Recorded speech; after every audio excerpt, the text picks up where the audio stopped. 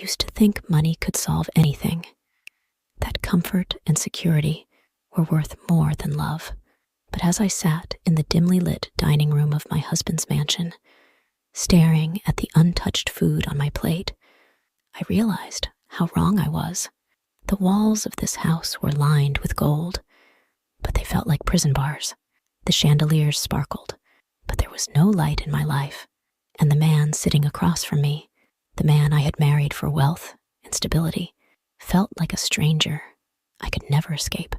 I had made my choice, and now I was paying the price. I grew up knowing what it meant to struggle, the weight of unpaid bills, the fear of eviction notices, the humiliation of pretending I had eaten when there was no food at home. I lived with it all. So when I met Rizwan, I saw an escape. He was everything I wasn't: wealthy, powerful, untouchable.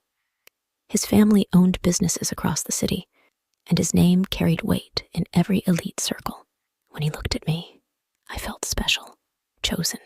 He showered me with gifts: designer dresses, expensive perfumes, a diamond bracelet I had once only dreamed of wearing. "I can give you the life you deserve," he whispered one evening, slipping a ring onto my finger. I should have hesitated. I should have asked myself why a man like him would fall so fast for a girl like me, but I was too blinded by the promise of security. At first, our marriage was everything I imagined: lavish dinners, extravagant vacations, a life where I never had to worry about money again. But the first red flags came quickly. Rizwan never liked being questioned. If I asked about his work, his temper flared. "Just enjoy what I give you. Don't ask too many questions." He controlled everything: the way I dressed, who I spoke to, where I went. At first, I convinced myself it was care, not control. But deep down, an uneasy feeling began to grow. I had married a man I barely knew, and now I was starting to realize I wasn't his wife. I was his possession. The first time I truly felt uneasy was at a charity gala, just 3 months into our marriage.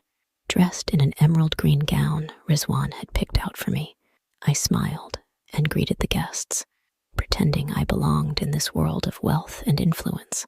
I was speaking to an old friend, someone I hadn't seen in years, when I felt a hand wrapped tightly around my waist. Rizwan. His fingers pressed into my skin, his grip just a little too firm. "Who is this?" he asked, his voice polite but sharp. "An old friend from university," I said, laughing lightly to ease the tension. "We were just catching up." Rizwan didn't smile. His eyes stayed locked onto the man's face, cold and assessing. Without another word, he pulled me away. "You shouldn't be talking to men like that," he muttered as we stepped onto the dance floor. "Men like what?" I asked, confused. "Men who look at you like you're something they can have." His words sent a chill through me. It wasn't protectiveness. It was possession. I tried to shake it off. He just loves me too much, I told myself. Maybe he's afraid to lose me. But it didn't stop there. He started controlling my phone, going through my messages when he thought I was asleep. He had cameras installed in the house, claiming it was for security. My social outings were cut down. "You don't need anyone else," he'd say, his voice soft, persuasive. "I give you everything." And the worst part? I let it happen. I convinced myself it was love, that all marriages had adjustments, that I could make this work. But deep inside, a whisper of fear had begun. I had married him for money, but now I was the one who had paid the price. At first, I tried to convince myself that this was normal, that every marriage had its struggles, that love sometimes came with jealousy, that control was just another form of protection. But soon, the walls began to close in. Rizwan stopped letting me leave the house alone. If I wanted to meet someone, he'd send a driver. If I went shopping, his assistant would accompany me. "For your safety," he always said. But it wasn't safety. It was surveillance. I wasn't allowed to work, not even for charity. "Why do you need to?" "I give you everything," he'd remind me. He changed my phone number without asking, claiming, "Too many unnecessary people have access to you." The house, once a symbol of luxury, began to feel like a prison. But the worst came one evening, when I found an envelope hidden in his study. It was an official document, one that legally transferred all my assets to his name. I stared at the paper, my hands trembling. Why would he need this? I had nothing before him. He was the rich one. But then I saw something else, a file with my name on it. I flipped it open. Inside were details of my past, my family's financial struggles, my medical records, even messages I had sent to friends before our marriage. He had investigated me, even before we got married.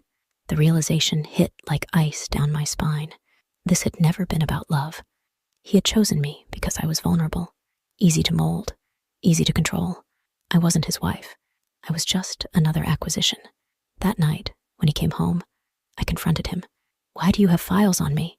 I demanded, my voice shaking. He barely looked up from his drink. "Because I like to know what belongs to me." I felt my stomach drop. "I'm not a thing, Rizwan." He smirked, setting his glass down. "Aren't you?" I realized then, I wasn't just trapped in this marriage.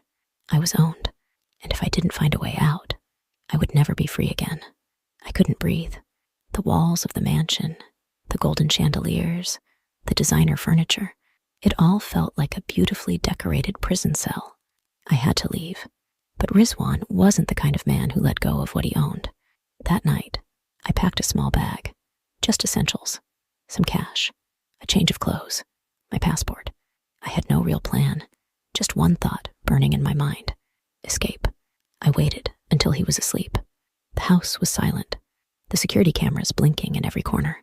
My heart pounded as I tiptoed towards the front door, gripping my bag so tightly my fingers ached. I had almost made it, going somewhere. His voice was calm, too calm. I turned slowly, my body frozen with fear. Rizwan stood at the top of the stairs, watching me with a knowing smirk.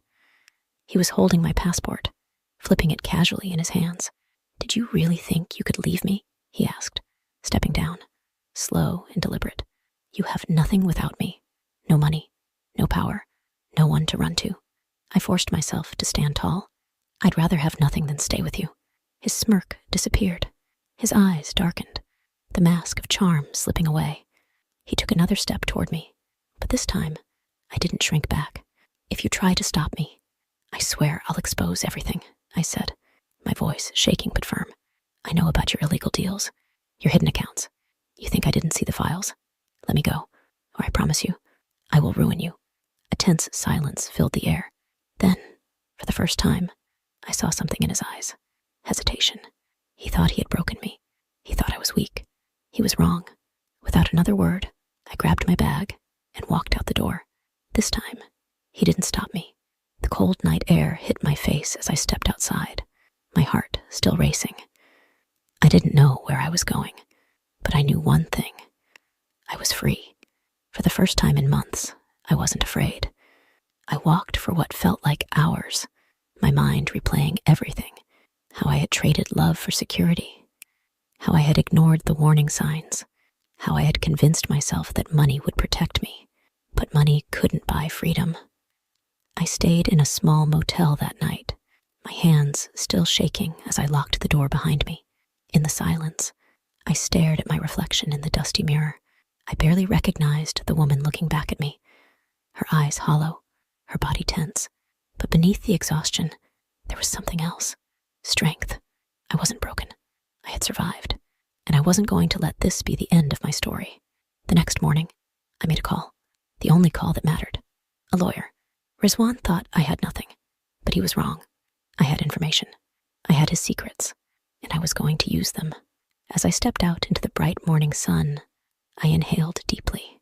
I had married him for money, but in the end, I had won something far more valuable: my freedom.